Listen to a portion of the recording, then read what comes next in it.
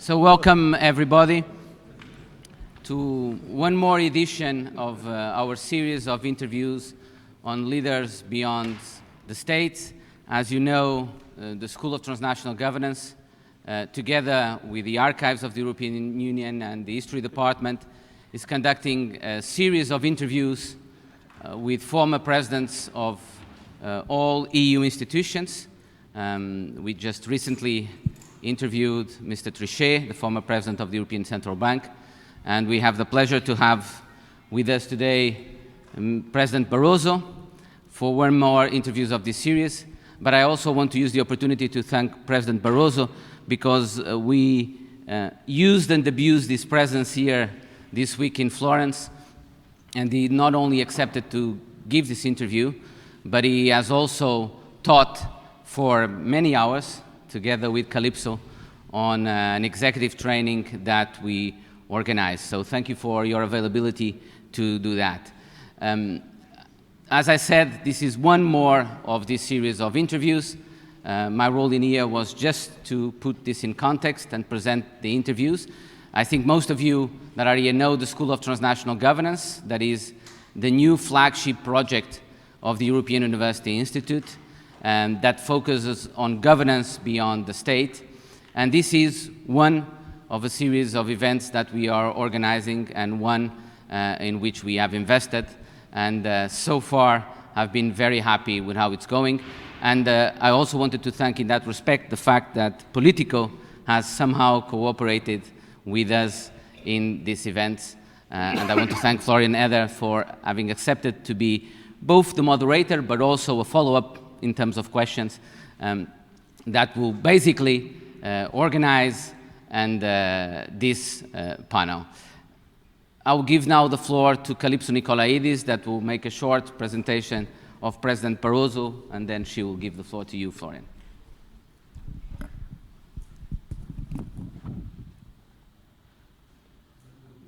I'm just going to go up because I'm so small. Hi, everyone. Testing the microphone. It really is my great pleasure to introduce today President José Manuel Barroso, as indeed Miguel just said, a colleague in this wonderful emerging School of Transnational Governance. We've just had the great pleasure of teaching together, and indeed he has so much to teach us. But also as an inspirator and as a friend, really, for quite many years in all things European. And just to get us started, I would say, you've been introduced so many times because you have been present on so many scenes around Europe and around the world, and I bet you that you remember all the times when you've been introduced by someone saying, President Barroso doesn't need to be introduced. So to do something slightly different here, I've been wanting to ask you to help me introduce President Barroso. And in order to do that, I would like you to, if you have a euro bill in your wallet, to take it out or remember what the euro bill looks like. Anyone has euro bills in their wallet? And of course, we all remember and know that every euro bill has a bridge. And when we talk about the euro and how it connects or fails to connect with our citizens, we say, it's funny, these bridges, they're a bit too abstract. Where are they from? What are these bridges? Can I identify them? So what I'd like you to do is to look or remember at the bridges on your euro bill and talk with your neighbor for 20 seconds and try to think about what the bridges connect. They go from A to B? What do they connect, these bridges? So can you just spend 20 seconds doing that? Do you want to have any idea? I know that the 50 euro, the one in the 50 euro is modeled after the bridge in Regensburg where I studied. So 20 is about? I think it's the 50 euro one. That medieval. So there is no. Oh, we are 50.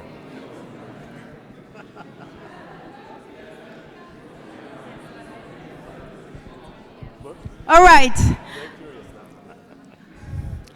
Give me some connections. what do these bridges connect? Anybody? Just say a word, whatever. River. Okay, places. Anybody else? Rivers? People. States. Eurozone states. Anything else? Countries, states. Huh? Sorry? Territories, places, nations. Imaginations, stories, narratives, imaginations. Right, any other? Right. What do you think, José Manuel? That's quite a few. What are your I was connectors? thinking about the linkage between, but that's a very already academic, intergovernmental and community method. Well, you know what? You know what? It's funny because I swear to you, we didn't coordinate. But when I was brainstorming with myself and thinking about José Manuel, I thought the best metaphor, there are many metaphors that can apply to my friend José Manuel, but bridges is one of them. And indeed, in several different senses.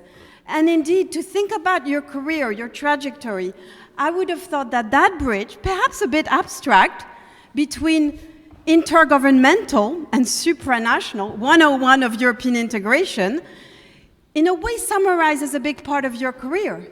Because as you all know, President Barroso was prime minister before he became for 10 years president of the Commission. So he's one of the few who has seen at the very top how the council works and how the supranationals work. And I would have thought that in doing so, he's one of the most committed, perhaps the most committed European politicians in really bringing those two faces of European integration together.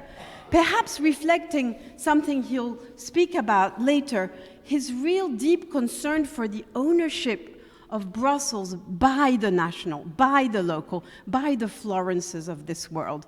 So I think this is the first thing we want to say, the first way in which José Manuel has been a bridge for us all between our institutions, but also our logics, our imaginations of what Europe is all about.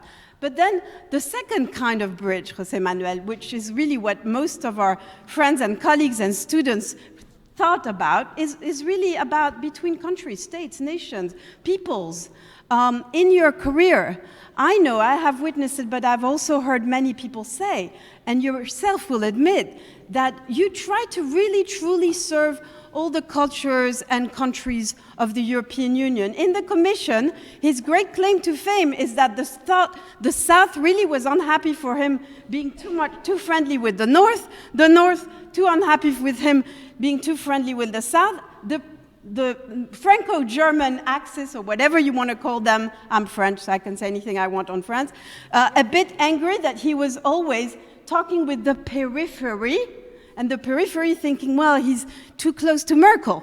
So, you know, I think it's fair to say that you've been an amazing bridge between the countries and the peoples of Europe, José Manuel, including because I think that it is so important for those who really truly understand what it means to be I didn't say small, from a smaller country, from the periphery, to be at the center of Europe. It's so important. The soul of Europe is to respect and integrate those among its states that are not the big one. But then the third category that we've heard has to do really with what this transnational school is all about. A bridge, yes, a bridge between imagination, between realms, between disciplines, between worlds, between the academic world and the policy world. And I think it's fair to say here that not only, of course, in your career, before your political career, you were very involved with academia, but since you've stepped down of the Commission, José Manuel has been teaching at Princeton, at Woodrow Wilson, has come to my university in Oxford,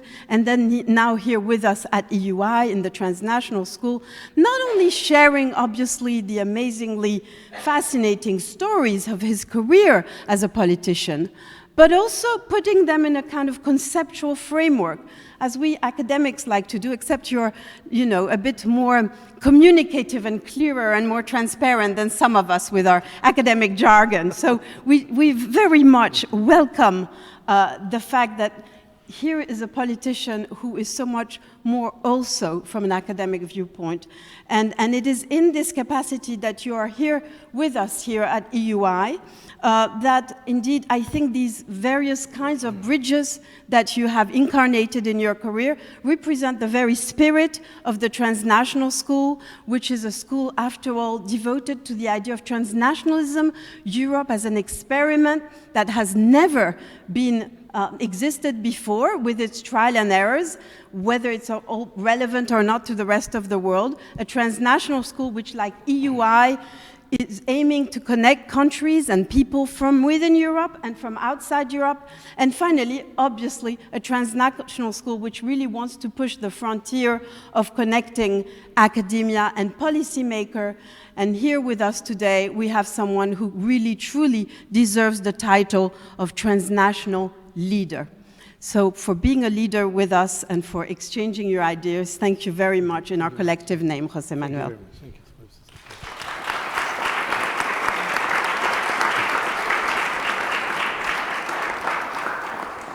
Now that was probably the nicest introduction you've ever heard, was it?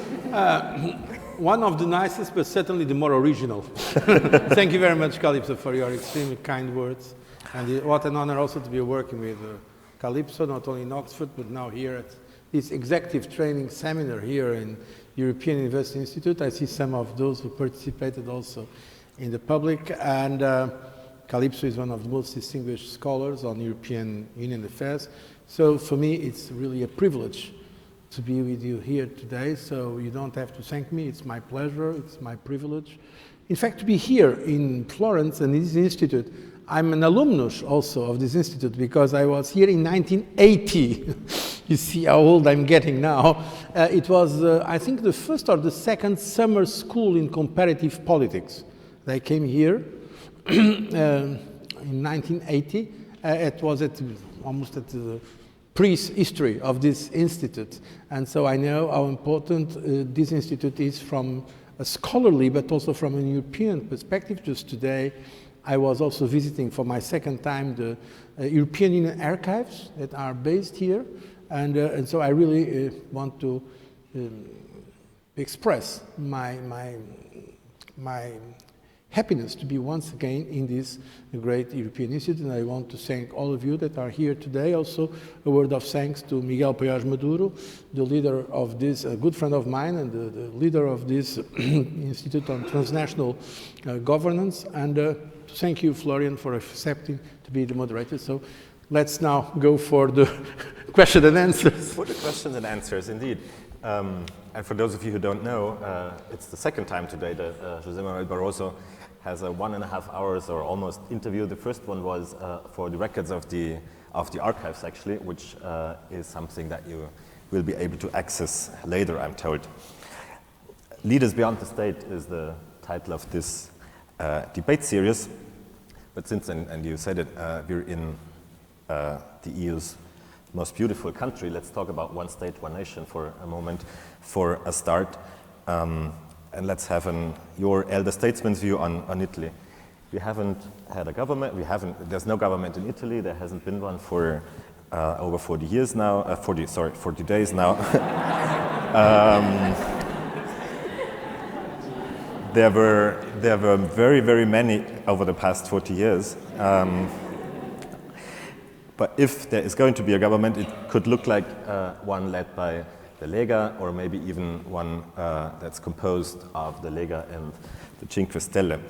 What is more worrying to you if there's political instability and no outcome of negotiations over a government, or if there should be a government that is led by parties that have both been called at least populist?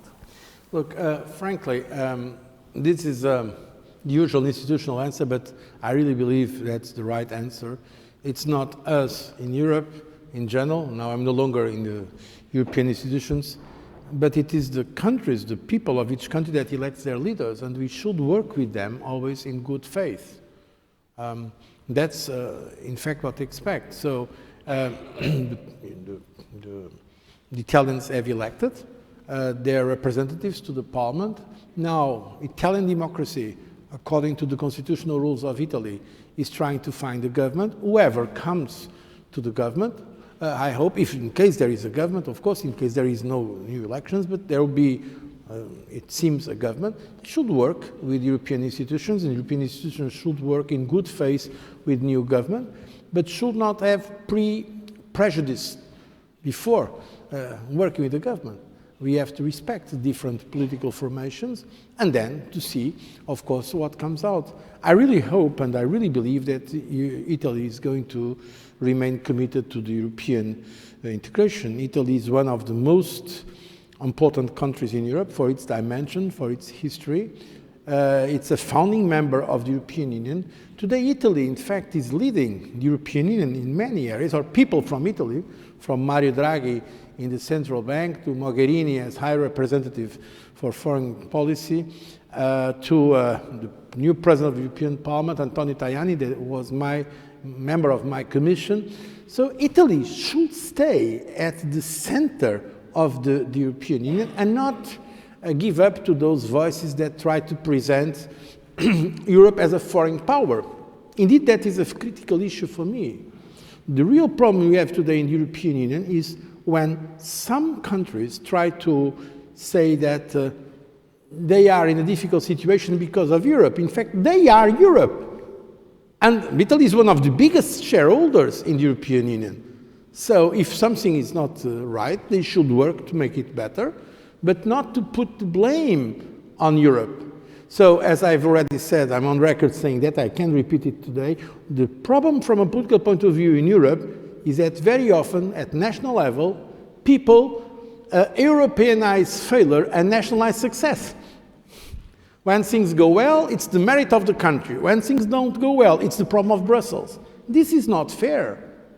And this is also, of course, putting in question the legitimacy of the European process. Of course, I'm not saying that everything that is done by the European Union institution is the right thing to do, but what I don't agree is with the temptation or that some countries have to put the blame on Europe using the Commission or the European institutions as a scapegoat for their own national frustrations. So I hope that whoever forms the government, we should respect that government, should work in, of course, good faith, and of course the government, whoever is in the government, has the responsibility to comply with the European treaties.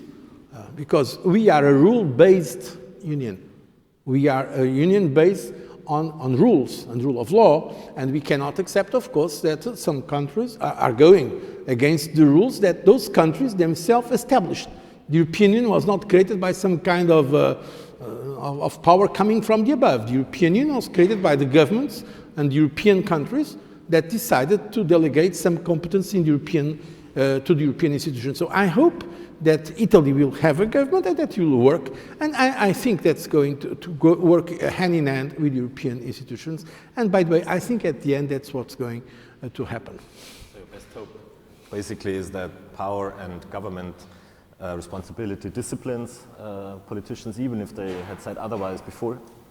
Look, we have seen already in Europe that sometimes what leaders say before the elections and after the elections is not exactly the same thing. So there is some kind of realism afterwards. That's why I think we should not judge politicians with prejudice. We have to see what they do, in fact, when they come to the responsibility of a government. And that's the best advice I can do, because if not, we are becoming, paralyzed by political differences. Of course, Europe is diversity.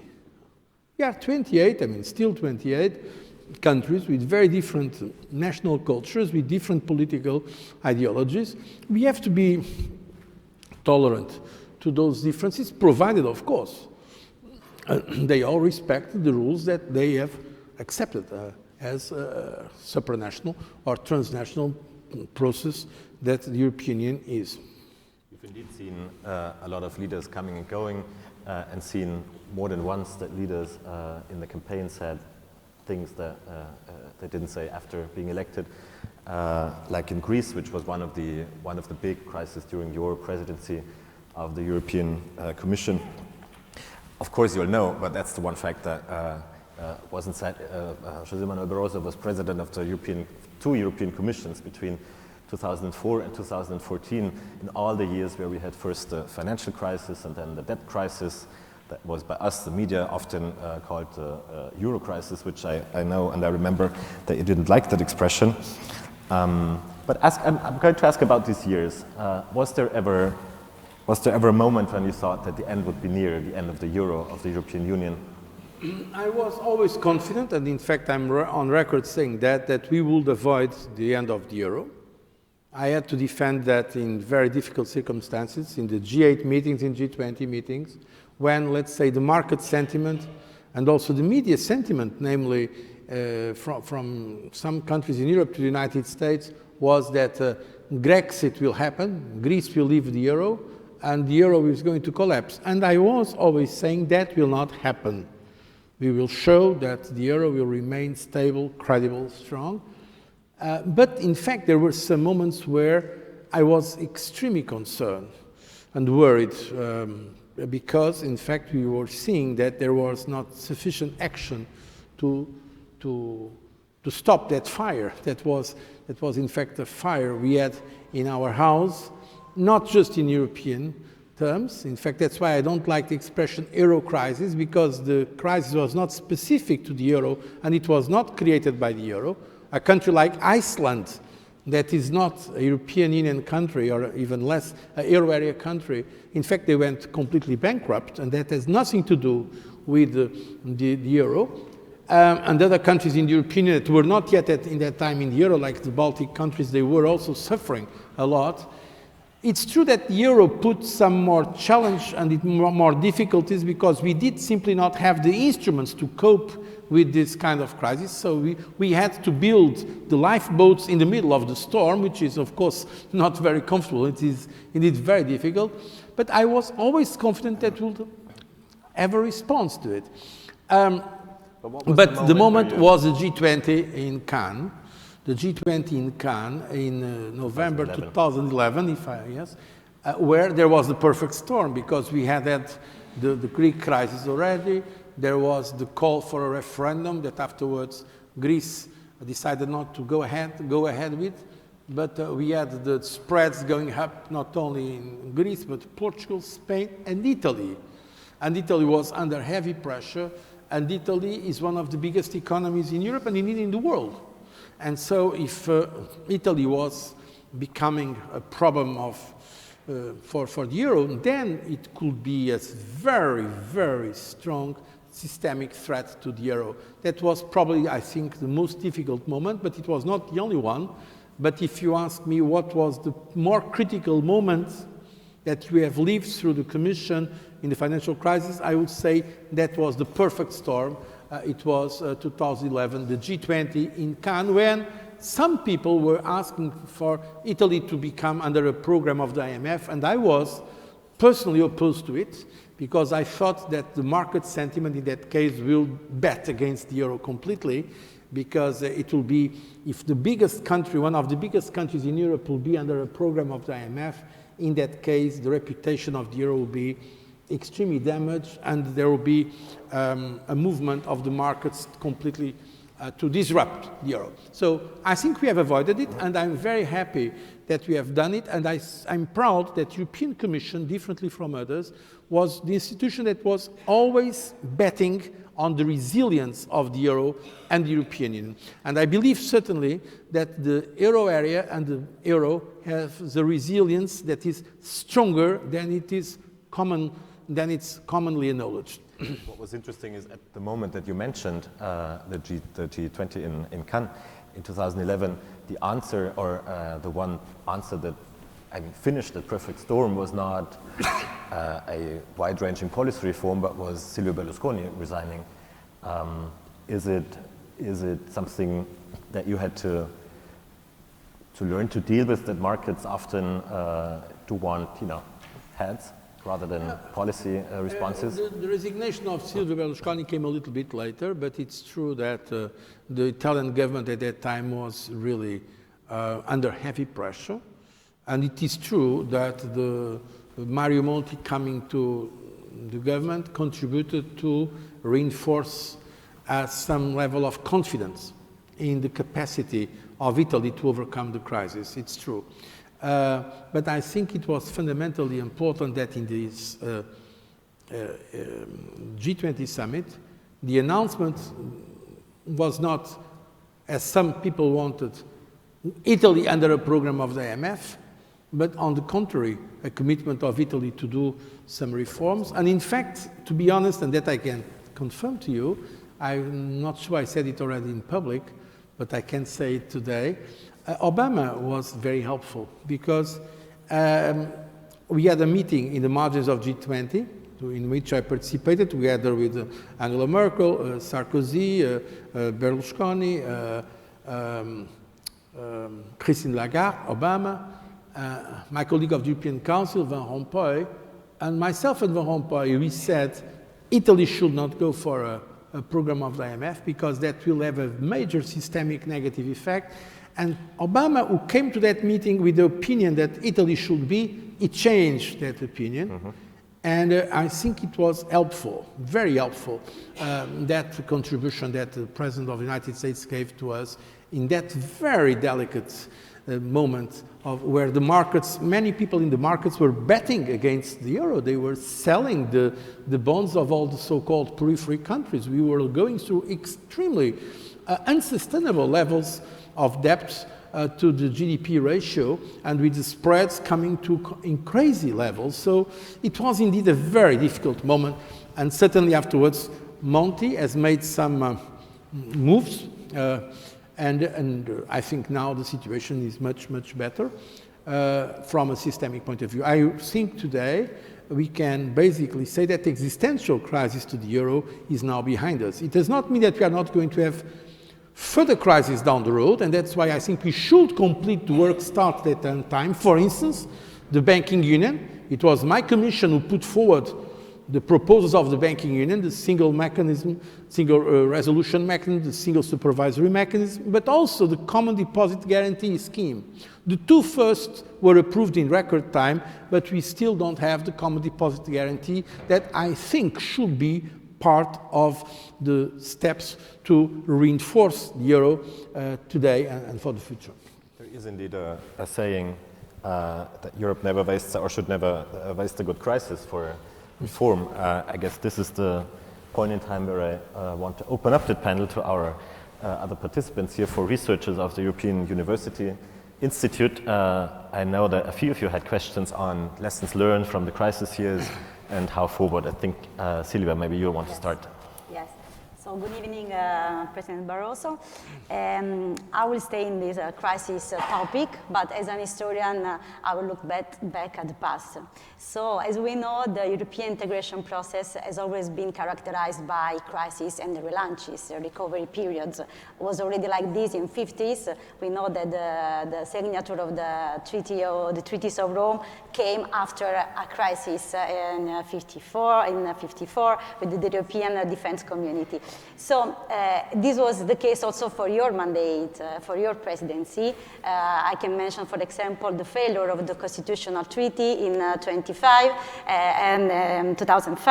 and then the signature of the treaty, of the Lisbon Treaty in 2007. And as you mentioned, so the financial crisis in 2008, and then the banking union. So all these measures that were taken by the European Union. So which was the role of the European Commission in transforming crucial and so critical and difficult moments into step forward in the European integration? So which were the political, in the natural term, that the European, so the political strategies that your Commission and you as a President used in order to cope with this moment and to go further with the European integration? And for the future, does the EU always need a crisis to reform itself? Yeah. A good question. First of all, as you know, I like to quote a sentence by Jean Monnet that basically said, Jean Monnet, l'Europe se fera dans les crises et sera des successions de réponses et de crises successives. More or less this. Europe will be done through crisis, and it will be a succession of responses to successive crises. And I experienced that. Yes. I experienced that day and night during 10 years in the Commission because I was living all in crisis. Not only, by the way, the constitutional crisis, when the constitutional treaty was rejected in 2 of our founding members, but also afterwards the financial crisis and the sovereign debt crisis and other crises, namely the gas crisis with when the Russians cut the supply of gas to Europe because of the transit through Ukraine, and afterwards the invasion of Ukraine, also the impact of the so-called Arab Spring, what became in terms of refugee and illegal migration. So, I mean, I think I could write a book on crisology. Yes. Crisis. Now, in fact, what should we do in those terms? Look, we have to see case by case. Constitutional treaty failed because 2 countries rejected in a popular referendum. In those cases, our opinion was, let's wait a little. Let's not haste now, go in a haste. Let's give us some time for reflection. In fact, we launched a so-called dialogue and reflection about that. And then, instead of starting by discussing the institutions that so many people in the Brussels bubble like to discuss all the time, the institutions in the engineering, let's concentrate on the goals, And in fact, it was the Commission, it was myself who proposed at that time to have a common declaration of the institutions to set a new consensus. It was the Declaration of Berlin Declaration. Taking advantage of the fact that Germany was having the rotating presidency, and of course Germany has a lot of weight in the political system of Europe, I proposed to the Council, it was led by Angela Merkel, and to the Parliament, that was led by Hans-Gert Pöttering, let's have a new consensus about what can be done. And we signed in Berlin, during the German presidency, the so-called Berlin Declaration, Angela Merkel on behalf of the European Council, Hans-Gert Pöttering on behalf of the Parliament, and myself on behalf of the Commission. And it was not easy because at that time, Czech Republic was led by Václav Klaus, who was, as you know, a strong Eurosceptic and, by the way, climate denial. And it was, people told me, oh, it's not possible to have everybody agreeing on that. And he was in that meeting, but he agreed. And then we had the basis for what became the Lisbon Treaty. Basically, the Lisbon Treaty is very close to the Constitutional Treaty, yes. But of course, without some institutional features that were there in the Constitutional Treaty. And at the end, we've got unanimous support for the Lisbon Treaty. So I think it's a good example how you can, in face of a crisis, jump further, coming back from a very difficult circumstance. So one of the reasons is, one of the ways is give you some time and try to put the question in another, let's say, framework.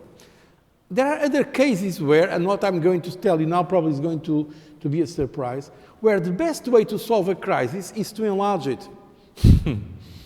That's counterintuitive, but that's the reality. For instance, the climate change. There was a crisis about the future of our planet, and so we wanted to come with the climate change proposals. It was also my commission who put forward the famous 20-20-20 goals. So limit greenhouse gas emissions by 2020 compared to 1990. Of course, it was very difficult because many of our countries simply did not want it. They said, no way, we are very dependent on coal, we don't want to have this reduction, it is too much. So when you have a crisis, sometimes you can solve it enlarging it. We say it's not just about climate, it's also about energy security. Because when you enlarge a problem, sometimes you have a better conditions to solve it, because first of all, you create more people interested in its solution, and you increase the possibilities of trade-off between the different aspects.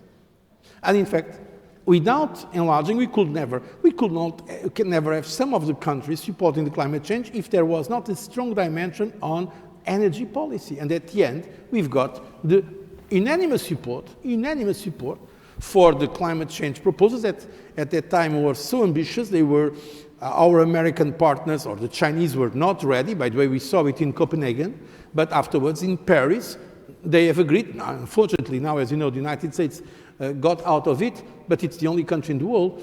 So we committed, in fact, it was the European Union that was leading the global fight against climate change. So the financial crisis, the response was incremental because I would have preferred another kind of response. But that is something I would like to say here because we are in an academic setting. The European Union is not anything comparable to what we have in the world now. We are not a state and we are not an international organization of the other type.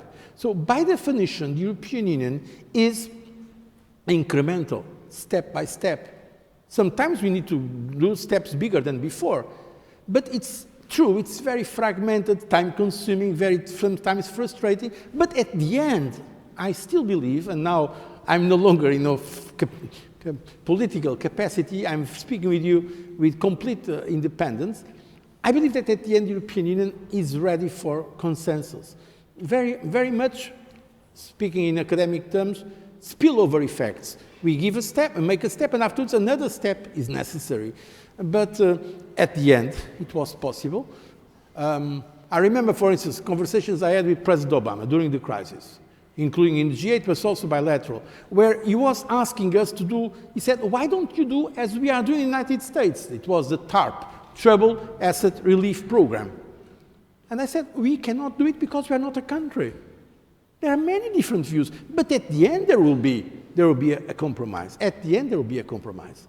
So this is important to understand, because if not, we are going to be all the time frustrated with Europe. We will not be able to take decisions as countries like the United States or China or Russia or individual countries take, even with different systems. But I think in Europe, the forces of integration are still stronger than the forces of disintegration. In this regard, before you mentioned the community method and intergovernmentalism method, so in that phase, in the phase where you were coping with the crisis, difficult moments, which was the balance between the two methods? Do you think that the European interest was saved in that moment, so there was a predominance of the European... No, there were both. Of course, as President of the Commission, I was always trying to favor a community approach. Yeah. At the same time, we have to recognize that if there is no unanimity for changing the treaties to go more for the community approach, we have to find creative solutions. A good example of that, for those who have followed that economic development, was the fiscal compact. The fiscal compact, it was basically a condition that the Germans have put to accept more, let's say, mutualization, more support for the periphery countries.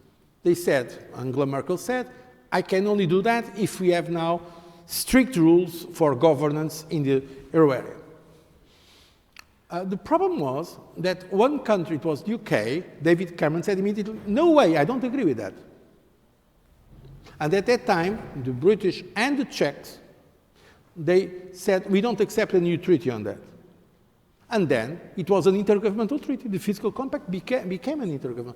But interestingly enough, and that is very interesting, even if it is an intergovernmental treaty, they have decided they would ask the Commission to monitor its implementation, and if there was some problems with its implementation, there will be appeals to the European Court of Justice, which shows that when the governments want to do things only on their own, they still need a kind of independent pole or power to, at least to see, to keep it in a European approach. Who actually came up with that solution of the fiscal compact? I mean, it was during the negotiations. Now I don't remember exactly who came. We certainly said it. We can provide it. By the way, that's when I wrote a letter to all the other state and governments saying, I see that you are, and when they accepted, I said, I see that you are more generous giving the European Commission responsibilities of discipline and enforcement than disciplines of solidarity or redistribution. Because it's true that sometimes it's convenient for the governments of Europe to put the Commission as the bad cop. And that's a problem sometimes we have, because the Commission sometimes has to present some decisions that are not popular. But the decisions, in fact, are taken by the governments, are taken by the finance ministers. But someone has to, because that's our responsibility according to the treaties, it is the Commission that has more or less the executive responsibility, the enforcement of the European law and European decisions. So I think this was an example. But in fact, the financial crisis, since it was about mobilizing billions and not hundreds of millions. Before the crisis, we spoke in millions. After the crisis, we speak in billions. Hundreds of billions of euros were necessary. Of course, the governments came front stage. So we had to combine the Commission role and the community method with European Parliament, with all the institutions, with this kind of commitment of the governments of Europe. And it was, of course, not always easy. But I think at the end, it worked. At the end, I think we were able to keep the integrity of the euro and of the European Union.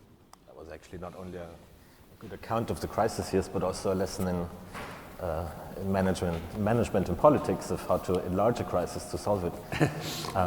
Did you have a follow-up on that, Anna? Or? President, you were talking about crisis bringing forward European integration and compromises that were needed to be reached. Now I'd like to go back to the negotiations of the Lisbon Treaty. And well, in your answer to Sylvia's question, I had the feeling that you were focusing on the positive aspects of the crisis that unfolded after the failure of the constitutional treaty. So I'd like to ask you, in your view, what was the biggest sacrifice that had to be made in order to reach an agreement over the Lisbon Treaty? I mean, if you look at the treaty today and you compare with the treaty before, the constitutional treaty, for instance, I miss the fact, I was very sad when the governments decided not to keep the reference to the European flag, to the European anthem, and also to the reference to a foreign minister of the European Union. And that was basically because of the results in the Netherlands. Because the Dutch government said we are not ready now to keep these symbols because these symbols may give an idea of statehood, and the European Union is not a state. Certainly, the European Union is not a state, but the European Union also is not a conventional organization, and I don't see, why can't we have officially a flag? Of course, we use the European flag, we use the European anthem, but this very fact that we had problems, or the governments of Europe had problems, including founding countries of the European Union, had problems in accepting a reference to those powerful symbols in the treaty, I was not happy. In terms of the overall organization, I think it's more difficult to read the treaties. Now we have consolidated versions, as you know, the so-called Lisbon Treaty, Treaty on the European Union, Treaty on the Function of the European Union. But the European the Constitutional Treaty was much clearer, much systemic, much well drafted.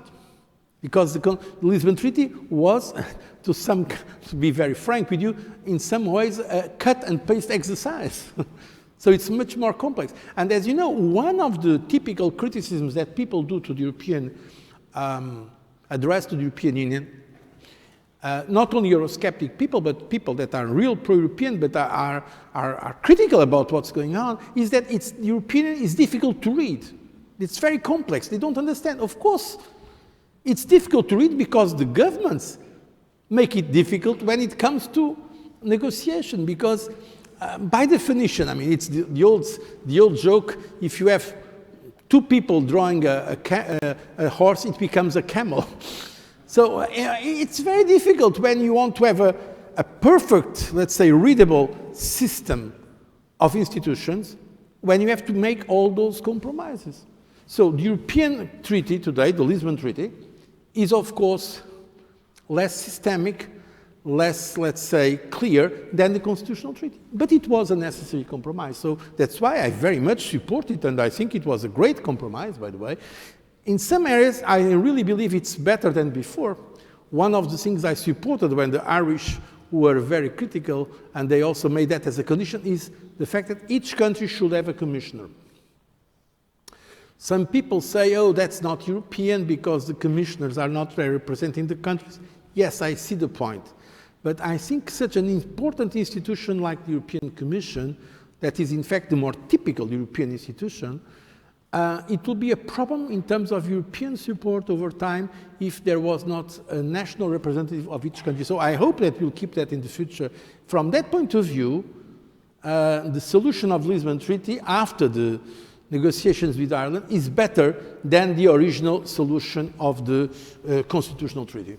From that point of view, is the way that Jean-Claude Juncker has found to deal with the situation. He has 27 colleagues in the Commission and organized them in a more hierarchical way, in a way where he kind of introduced a new level of coordinating vice presidents. Is that something that you would that you think helps? One thing I've learned during my life is not to make comments to my successors. So because also when I was in the European Commission or in other capacities, I did not like very much to receive that advice, at least publicly. What I can tell you is that I've organized the Commission at that time according to what I thought was the priorities. It was not evident because my Commission was in fact the first one of the enlarged Europe.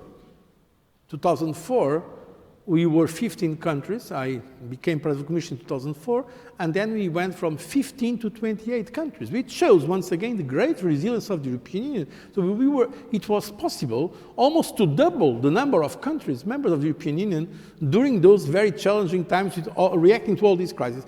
And many people tend to forget that, but you remember that in 2004, in Brussels, the conventional wisdom was, it's impossible to have a commission with so many people, it will never work, it will never take decisions. And in fact, it worked, it took decisions, as the current commission is working and taking decisions. It's difficult to find a job for 28 people now. But at the end,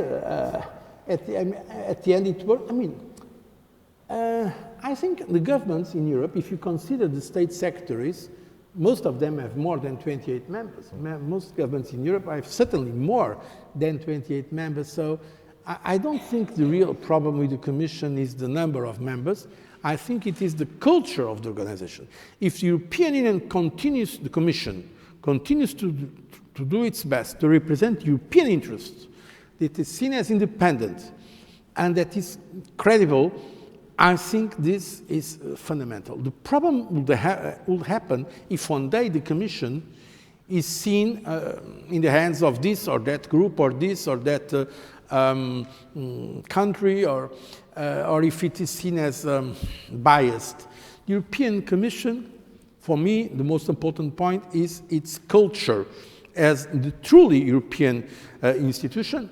And that's, I think we continue to have a commission, of course, committed to those European values. Now, the way of organizing it, it's a question of preference. It's one of the privileges of the European Commission present is to organize the Commission. It's in the treaty, that responsibility. And I've done it my way. At that time, I was considered too presidentialist, but look, without having some authority at the center of the Commission, a college of 28 does not work. So I really believe it was the appropriate response, and I'm proud that afterwards we were able to show that the European Commission was effective, even if it was a bigger membership. Miriam, you had a question. Yes, exactly.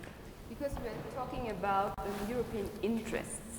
And when we are talking about European interests, I would like to address more concretely the relation of citizens and politics in Europe. Because right now we are facing the Brexit, a rise of populism and an increase of Euroscepticism. In political science, then, we talk about the winners and losers of Europeanization and citizens who are left behind. And I was then wondering, how was the relation of citizens, these citizens, and other citizens of the European Union and of Europe discussed during your presidency in the European Commission? And did you see a change in the discourse in the course of time? I think, of course, you are right, everything you said. At the end, it is critically important, and that's the more important thing, is the capacity of the European Union to represent the interests of its citizens. And in Europe, we need that. We need more than in the countries, in fact, because of a question of loyalty. You may disagree completely with the governments of your own country, but in principle, you will continue to be loyal to your country because you are loyal to the country. While the European Union, it's more difficult because it may happen that because you disagree with the policies of the European Union, you will no longer be loyal to the European Union and you will say, we should not have the European Union. That's what I called when I was President of the Commission, I called it legitimation by results. While for a nation state, most of the cases, the results are at least not always necessary, for the European Union we need to have this stronger commitment to results. And so it's very challenging. What we have seen during the time I led the Commission was the problems of the economic crisis. The economic and financial crisis at a deep cost in social terms and in political terms. And so when there is this kind of economy developments, namely on social matters, people get sad or angry. And of course, we have seen this negative evolution of the perception of the European Union, and that was, of course, a major challenge, and still is a major challenge, even if I believe now things are getting better, also because the economy, to a large extent, is getting considerably better. Having said that, I'm not saying it's only about the economy. There are other factors today in Europe. In fact, identity politics today is becoming more and more important, also linked to the refugee and the illegal migrant problem. But in fact, if you, and I understand that you are working on this as a researcher, you probably know more than me, but about this issue. But in terms of support to the European Union, it's interesting to see that in some countries, that support is going down, has been going down, but in fact, people trust more the European institutions than their own institutions back home, including their governments and their parliaments. Some countries, some not. So it's very complex. It's very complex the way to keep the support of our citizens, namely when you have a crisis that has been so polarized. By definition, the financial crisis was putting the perceptions of some countries, for instance, South European countries, North countries, center, periphery, richer, poorer. There was a tension that we had not before. And of course, that was reflected in the levels of support to the European Union. Hopefully now, with an improvement of the overall situation economically, there are conditions to restore the support to the European Union. I think indeed that until now, the Brexit factor has not been, it has been more as a vaccine than as a contagion until now.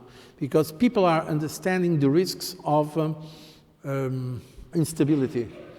And other factors, other external factors, like what's happening in the United States and also with Russia, are also somehow provoking more support to the European integration. Because people understand that at least a large part of our population believes that if we want to count, we need to be together. If not, of course, we are going to be relegated to a marginal position. So I hope that the support to European integration will increase. And I think it's increasing today. You're an economist. That is your... I have a very related question. So we saw recently citizens of a country, of a member state, voting to leave the European Union. what do you think will be the impact of this decision the next time the Union or the European Commission faces a crisis like the last one? You speak about leaving the European Union, you mean Brexit? Yeah. I mean, I really believe that to a large extent the Brexit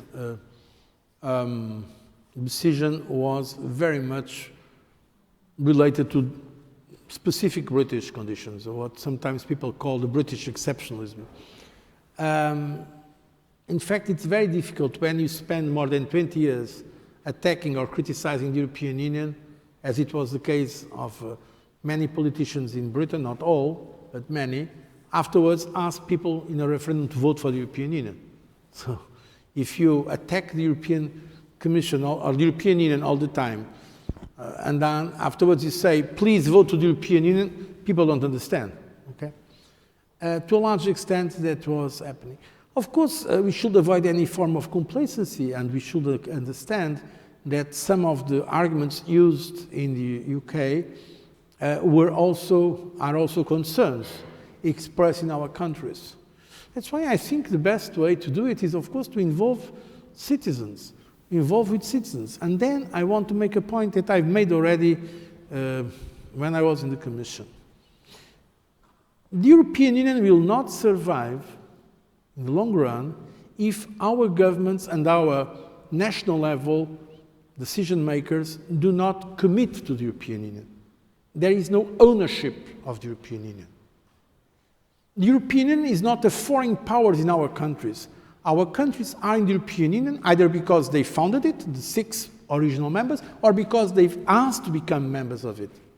And they approved it and they ratified it. We are not the Soviet Union, we are the European Union. If a country is in the European Union, it is because the country decided to be. That's what I would say the only benefit I can see of Brexit. We are showing the world that we are a free union of countries. If one country wants to leave, it can leave. That was not the case with the Soviet Union or other, let's say, international or transnational experiences or the old empires. We are not a union of diktats. We are a free union of free countries. This is very important. Now, the problem comes, as I said earlier, when the governments, or the politicians sometimes, not the governments, of our countries always or very often present the European Union as a problem when they are part of the problem. Because decisions, let's see, the decisions on financial crisis, they were taken by the governments. By the way, by unanimous decision in the Eurogroup, unanimous decisions on the Eurogroup, the Commission, together with the European Central Bank and indeed the IMF, had the responsibility to implement it. But it was basically the governments, or it was, of course, a negotiation between the governments that came to the decisions. And so it's very difficult when you take a decision in Brussels and when the government that takes a decision in the governments goes to its capital and puts the blame on Brussels. I mean, that's not fair. So for me... Who is a good role model for not doing this? Look, I think, to be honest, if you compare the biggest countries, for instance, Germany, very often Germany has criticized some specific decisions, but Germany has not been bashing the European Union. So, from that point of view, I think it's important. In French, we can say, il faut positiver l'Europe. We have to, those who are the leaders of Europe, and the leaders of Europe are not only the Commission or the European Parliament. The President of France, the Chancellor of Germany, and the Prime Minister of Italy, they are leaders of Europe as well. And by the way, they should act on behalf of their citizens, because at the end what counts is the citizens. So, for me, the ownership, the European Union institutions can communicate better, they can improve many things, certainly. But let's have no illusions. Without the commitment of the national level, we will not be able to keep our European Union. By the way, that's why we need more involvement of the national parliaments. When I was president of the Commission, I created an initiative precisely to involve the national parliaments in the process of decision before the Commission presented some of its initiatives. So I think this principle of subsidiarity is very, very important. I know that some of my friends in Brussels, they have the illusion that everything is decided in Brussels and Strasbourg, but that's not true. That is not true. We need to have the public with us, and for that we need a more active cooperation of the national level, national and regional level, because we are a union, we have regions, and not only the national level. Don't forget Wallonia, of course. You had a question. Yes, from people leaving to people coming. So one of the biggest challenges of your Commission was the 2004 enlargement to the Central and Eastern European countries, plus Cyprus and Malta. So which were your priorities as a President of the Commission, so as Commission, the European Commission, towards the newcomers and all member states, and in managing the enlargement that you inherited from the previous Commission? Look, I think I understand those countries well, because I remember my own experience. I come from Portugal, and Portugal was not a democracy until '74. I was 18 years old at that time. And so for us, it was a dream to become members of the European Union and to feel part of one of the most advanced group of countries in the world, and the most successful process ever in terms of regional integration or transnational cooperation. I think the European Union is the most successful ever process of international cooperation. Never in the history of mankind we had such a capacity to pool sovereignties, to work for peace together. There are many imperfections, but I think we should be proud of this. By the way, I was proud when together with my European colleagues, I was receiving on behalf of the European Union the Nobel Peace Prize in Norway in 2012. And I think we should, without arrogance, be proud of the European Union. Now, about the new countries, I think I understand them a bit, because I also come from a country that joined the European Union after a transition from dictatorship to democracy. My concern was, first of all, in the Commission to show that it could work, because the conventional wisdom in some circles was it will be not possible to work with so many countries. Secondly, to show that all countries have the same dignity. Article 4 of the treaty. As a Prime Minister of my country, I was one of the 7 Prime Ministers that was working for having this mentioned in the treaty. Okay, I mean, Germany and Cyprus have not the same weight in the European Union. So the voting, of course, has to be different. The representatives in the European Parliament has to be different. But all the countries have exactly the same dignity. It's the principle of equality between member states. I think it's very important, because if we give the countries the impression that you are second class, then we have a problem. So that is my second point. And was this always respected in practice? I mean, realpolitik shows us that, of course, some have more powers than others, but the importance in practice, in influence, that's power. Here we have some experts of political science, but what we have to think about Europe is counterfactually. Will those countries have more power if they were out of the European Union? I frankly do not think so. My country, I can speak very well for my country because I was 12 years in the government of my country in different capacities. Portugal, it's a 10 million people country, very old country, by the way, a great history.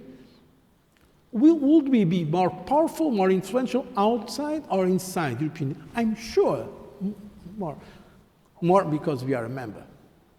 So I don't think the Portuguese power is diminished because we are in the European Union. On the contrary, I think it's leveraged. This also applies, in my view, to the bigger countries. Because as a Belgian Prime Minister once said, in Europe all countries are small. The problem is that some have not noticed it yet. Even the big countries of Europe like Germany or France or UK or Italy, with 60 or 80 million people, they are not in the same league of a country that is 1.5 billion people. The only way for us to defend our interests and promote our values is to work together. Of course, respecting the identity. So my concern was to try with the new member states, the new commissioners, but also my colleagues, to show you are part of this. I spent, many hours, for instance, in Poland, sometimes discussing these issues with the governments, the people that they were not exactly in my view, but discussing this issue, how important it is. And I really believe that these countries are part of our civilization, that are part of our culture, and that for Europe it's much better that now we have this continental dimension. Then we are just the union of the 6, 9, 10, or 12 initial countries. I know that some people in the Brussels Beltway, they are nostalgic of a smaller Europe, but they are completely wrong. Europe today is much more influential in the world because of its continental dimension. I remember I was very young foreign minister. I had the privilege of working in the European Council with Jacques Delors, President of the Commission, François Mitterrand, Helmut Kohl, many others, because at that time the foreign ministers were members of the European Council. Some people today say, oh, these were the golden days of the European Union. Completely wrong. At that time, people were also speaking about eurosclerosis. Sometimes there is a temptation to idealize the past. The past was good. That's not true. At that time, the European Union, the European community, had much less influence in the world than today. Today, of course, 28 countries, it's sometimes more difficult to manage, but I think it's more important. So that's why I continue to think, in spite of all the problems, that the enlargement was, from an historic point of view, one of the greatest achievements of the European Union. But by 2025, how many members will the European Union have? 2025, I don't know exactly, but 10 years from now, if you want. The Commission, as you know, has put forward just now proposals for start negotiations with two new members, apart from already the ones we are involved with, Serbia and Montenegro. Now it's with the former Yugoslav Republic of Macedonia and with Albania. You still know your institutional language, that is good. If not, my Greek colleagues get angry with me. So, and in fact, I think the Balkan countries, provided they solve their internal issues, because from a state building point of view, there are issues still, namely with Macedonia, Skopje, with the former Yugoslav Republic of Macedonia, and also Bosnia and Herzegovina, of course, relations between Serbia and Kosovo. So unfortunately, we still have their problems. But I think strategically we should do everything to incorporate, everything according to our rules, to incorporate those countries. I think the costs of having them out are much higher than the costs of having them with us. So I think it's a legitimate goal.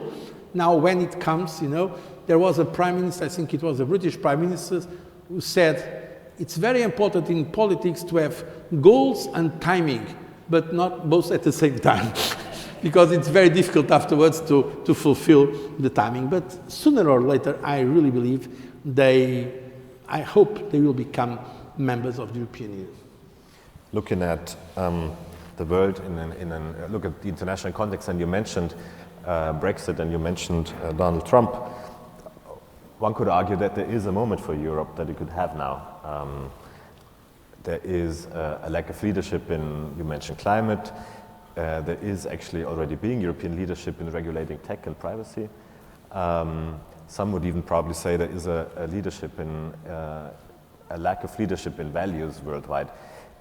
Is your impression that Europe is actually grabbing this chance, or is it reluctant because it can't believe that it can do without a crisis for a while? I'm sure that we should grab that occasion. I think it's very important. I think we are doing something, but we should do more. That's my very honest answer. For instance, data privacy. I remember when I was in the Commission, we had these difficult discussions with Americans on transfer of data. It was very difficult, those issues about data privacy and protection of data and so on.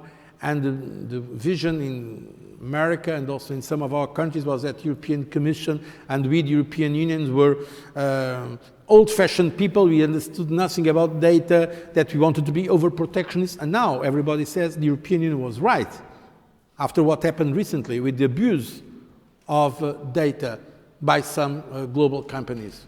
So I think we were right, and I think the European model of data protection, combining, of course, the freedoms of the internet, but with the defense of privacy, is the right model.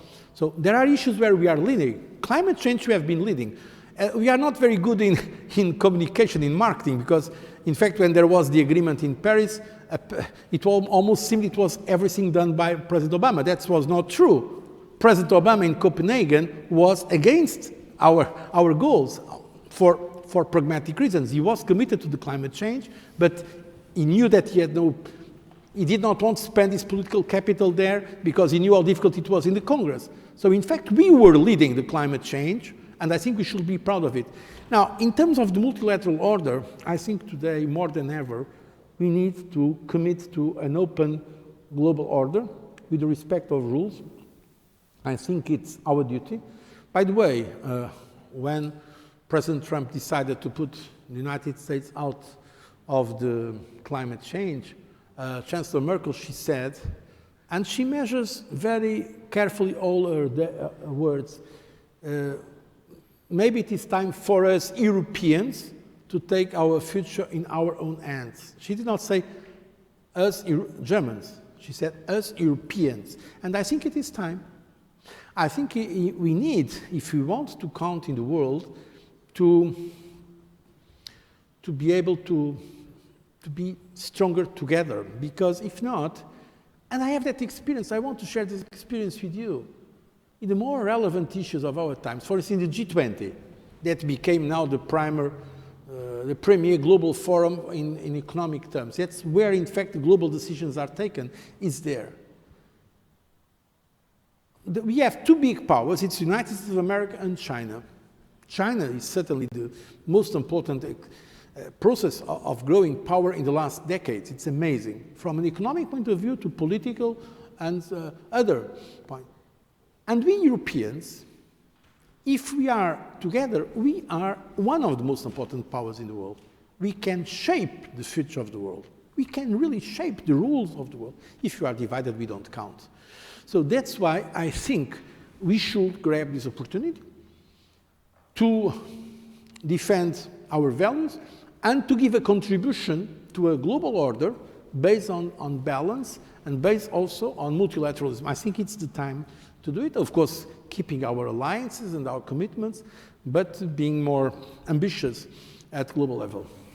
And better in communicating, as you... Excuse me? And better in communicating that, as you said before. Better, yeah. That's a problem, and you are a very important journalist in one of the most important, by the way, pan-European media, and I think one of the points we have is the need for a pan-European approach. It's the old problem that Jürgen Habermas mentioned, that we lack a European public space in Europe. In Europe, we have, in fact, more than 28, because some of our countries, because of linguistic reasons, in fact, they have more than one. So we have more than 28, in fact, we have at least 29, each country plus Brussels, Strasbourg. We have 29 public spaces of communication. Of course, we should keep them, but it will be important to have a common public space. And everything that you, I mean, and now I'm looking at you because I think the media people also here have, of course, this respecting completely their freedom, but they have as well. The European Union is not just about the Commission or just about the European Parliament. It's not about also, it's about our societies, about universities, about the trade unions, about the business community, about the media. So if we want Europe, we have to invest on it. We cannot simply say, oh, it's not going to happen. And I think the issue of communication is really a key issue because the communication in Europe is very difficult when you have so many, let's say, different public spaces. It was a great Italian, Umberto Eco, a great intellectual, who said, the language of Europe is translation. And sometimes it's not easy to communicate in translation because a lot is lost in translation. What I would like to do at this point is, as we're approaching at least the end, is to do one more round here on the panel. Maybe we can start over there with one question each, and maybe if you look at the time yourself and give a concise and short answer, Mr. President. Yeah, I would like to jump on the conversation that you had about the EU in international politics, because we see that the relations between the US and Russia are changing profoundly. We have developments in the Middle East which are shifting, which are changing, which are also alarming probably for world politics. And from your point of view, I would like to ask you more precise, because of course you were broadly mentioning all these topics already. But from your point of view, what should be the role of the EU and what could be the role of the EU in a global setting like this? I think the European Union should continue to struggle for a global order based on multilateralism approach. I think it's important that the member states make an effort to come to common positions. Of course, we know that when there are not common positions, it's better to assume honestly that we have different positions, diversity, and we have to manage it. But I think it is important that we try to defend European interests, defining strategic relations with our main partners or allies or sometimes competitors. Now, it depends on the concrete issue. I could go on the different countries, but I think that basically what is important is that the European Union countries commit to a cooperation and, if possible, more integrated common foreign policy and defense, by the way, defense. From that point of view, I think there will be some progress because we have on one side President Trump asking the Europeans to spend more on defense, and we have on the other side the perception of the threat of President Putin. So some countries, for different reasons, I think now there are conditions for a more committed, common approach to defense at European level. In fact, recently was established this permanent structured cooperation on defense, and it is natural. So I think we are going to see some steps further on this. For instance, now, if the countries, let's see the case of Germany. If Germany is going to reach 2% of GDP in defense terms, I hope that Germany will not only invest in national capabilities, but also in capabilities that can be put together in a European context, in technological terms, for instance. That is can be very, very helpful. So, yes, I see there are possibilities of the European Union. Step by step, it's not going to be from one day to the other, but building progressively more capabilities and more identity in defense and foreign policy issues. Are you happy with that? Anna.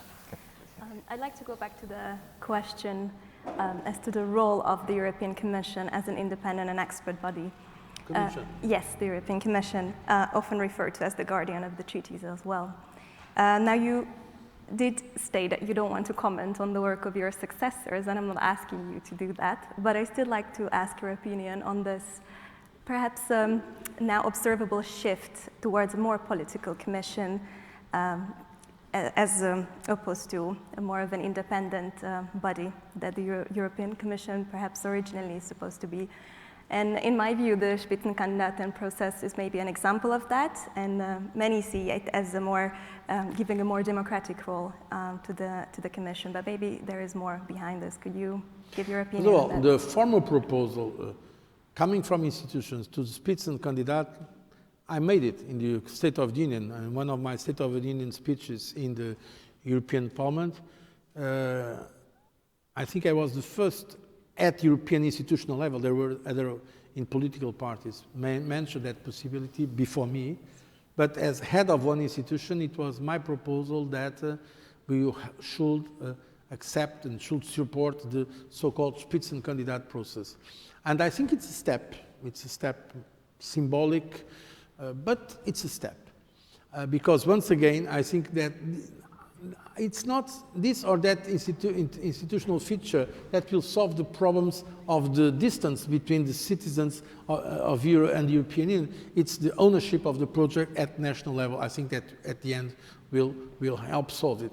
Now, in terms of the Commission, political or not political, what can I tell you is that the Commission has those two dimensions. The Commission is a political body, certainly, because, by the way, it is accountable to the European Parliament. The European Parliament can put down a commission. In fact, it happened once. I mean, it was with the Santerre Commission. It was not formally a motion of censorship, but precisely because the Commission knew that they would be going down, they resigned. So it was, in fact, a political decision. So the Commission is a political body, and by the way, most of the members of the Commission, including the current president, and they have been ministers or even prime ministers. The last ones were prime ministers. So it's a very political body, the Commission. It is, it was, and it will certainly continue to be. But, and this is very important, but the Commission is also a supranational regulator body on competition terms, for instance. When the Commission takes a decision on competition, it should not be political or partisan or politicized. It is as a regulator, or when the Commission implements the Stability and Growth Pact. It's very important that it's seen as an independent regulator, if you want to say it, even technocratic. Because this democracy is not just about the rule of majority and the rule of parties. Democracy is also about the respect for independent bodies and the autonomy of the systems. The democracy is also about an independent central bank or an independent commission. So, and that's the balance the Commission has to respect. If the Commission does not respect that balance in the future, there will be proposals. By the way, these proposals already happened before, to try to put those competences out of the Commission, either the competition policy or the implementation of Stability and Growth Pact. That is why the Commission has to have that capacity, and I agree it's not easy. It's, I tell you, very difficult, but that's what is fascinating about the European Union, this capacity of finding compromises with sometimes contradictory realities, to be a political body, certainly, and I support that, and at the same time to keep the reputation as a very, very respected regulator, and the Commission that is in some of its areas. Over here, Silvia, what's yours? Yes. So, economic and the balance between economic and social performance has been one of the historical goals of the European Union, the European community before. How do you consider this objective was pursued and reached during your presidency? Look, that is one of my frustrations, because the European Commission is very often attacked because it's not sufficiently committed to the social agenda, when in fact the problem is not in the Commission but with our governments that do not want to do more. And of course we have to respect that. It's the rules of the treaty, subsidiarity principle. Just to give two examples of my experience. One was when there was layoff of many workers in the Hewlett-Packard in Paris, and President Chirac in France, and President Chirac at that time said, what is European Union doing? Why are these people going for unemployment? I made an interview, I made a press conference in Brussels saying, it depends on the governments. If the governments give us some more competence or money, we'll be happy to. And that was the origin of the Globalization Adjustment Fund that was created with 500 million euros for retraining of some workers that can be put out of their companies. And then we created that system. But you see, the impulse of the national government was saying, this is not because of us, this is because of the European Union, or because of globalization. So, no, and then we create. Another thing was the food facility. So, as you know, the Commission in the time of Jacques Delors established a food facility for people that have not enough to eat in Europe, because there are food banks in some of our countries, people that need support for food. And it was made with Restos du Cœur in France. And so, when I was in the Commission, I wanted to we have some margins in the agricultural budget to put that money to support these banks. Two governments put the Commission on the Court of Justice on the grounds of subsidiarity, saying that we're not entitled to do it, and in fact they won the case. And then we had to find a way to support this. So the issue of subsidiarity is a very important issue, and we have to respect the treaties. And in fact, in social matters, the governments of Europe, at least some of them, are not ready to accept further commitments at European level. That's why I think we should avoid creating expectations that afterwards we are going to disappoint people. It's important to have the right balance. So I am personally in favor of a strong social dimension in Europe, namely because the European Union, and I can testify on that, very often is seen as only being the bad cop and not being sufficiently engaging with the social concerns. But for that, the European Commission needs the support of the governments, because the governments, they have a point, that is the treaty, when they say these matters, education, social, health, these are not European community matters, these are in our competence. Yes. Well, So you mentioned before the issue of ownership at the national level as a key way to go forward. How do you think that can happen? By political persuasion and political debate and political discussion. I have a great faith in these mechanisms. That's why I'm for democracy. I don't think we can make a decree to establish it. It's by the people themselves. I think the Brexit lessons have to be drawn. By the way, I said it also to President Chirac. During the famous debate of the Bolkestein Directive before the referendum in France, I said to President Chirac, with all respect, you cannot criticize Brussels from Monday to Saturday and ask people to vote for the European Union on Sunday. But that's what many governments do. And now we have seen that that's not good, because Prime Minister Cameron was never an enthusiastic of the European Union. I have almost never heard him saying a nice word about the European Union. On the contrary, he was saying Brussels bureaucracy, all these kind of things. We had a good relationship, but in fact, the noises that were coming from London regarding European Union were negative. And afterwards he makes a referendum asking people to vote for the European Union. I mean, it's very difficult. So I think now other governments in Europe that are also flirting with the idea of Europe, because they were, and some are, they should think about this. If they want their countries to remain in the European Union, they need to have the support of their peoples, because we are democracies, and we cannot rule against the will of our people. I mean, we have to get the support of our people if we believe we should work. So my assessment is that more has to be done at national level. National level by discussions, today we are discussing in the European Union, but we can discuss in many other formats, and not letting this just be a matter for Brussels or Strasbourg. And let's hope that the next European elections will be an occasion for that, because I believe at the end, the legitimacy of a European political project lies on the support of the citizens. And without that support, nothing can happen in the long term. we've talked for almost 1.5 hours and you got away, but no, only until now, without us talking about another new job of yours as a non-executive chairman of Goldman Sachs. Jean-Claude Juncker, your successor, was clearly not pleased, not amused when he learned about your new job. How's your relationships today? Your personal relationship? I mean, they are correct. They are correct. I already clarified that situation. I never lobbied the European Commission. I will never lobby the European Commission. I respect all the rules. I will continue to respect all the rules. I'm completely loyal to the European Union.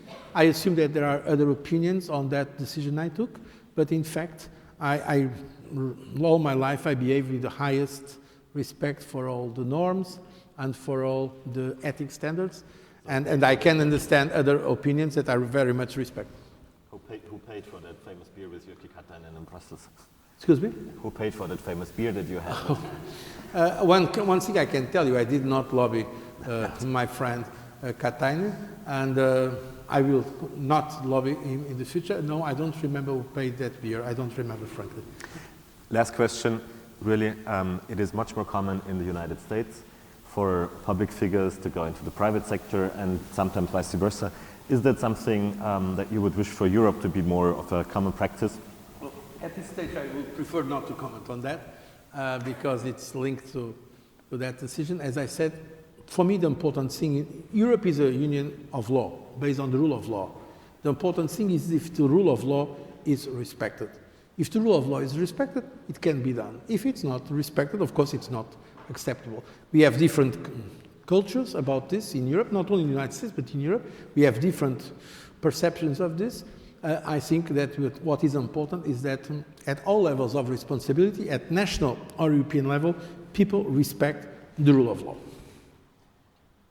With that, I would like to thank you, President Barroso, for your time and for discussing with us. And I think I can say thank you on your behalf too for that interesting discussion with you.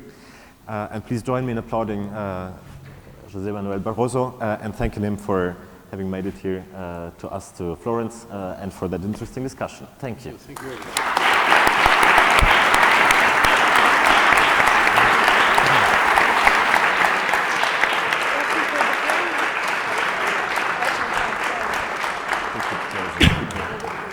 Sleeping in. Now we are going to take this out. We're going to take this out and have a drink. Oh, still have time for it. Are you going to come to the dinner tonight? Yeah. It's very, very hot.